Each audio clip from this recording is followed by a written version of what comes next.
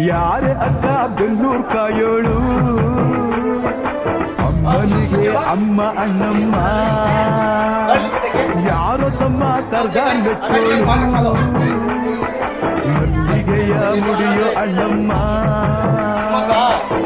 ಕೊಡುತ್ತೀನೆಂದರೆ ಇಲ್ಲಿಗೆ ಬರೋ ತನಕ ಮೌನಿ ಕೊಡುತ್ತೀನೆಂದರೆ ಹರಗೆ ಕೊಡೋ ತನಕ ಕೋತಿ ಆಡಿದ ಮಾತನ್ ಮೀದಿರೋ ಭಕ್ತರ ಇವಳಿಗೆ ಇಷ್ಟ ಇಷ್ಟ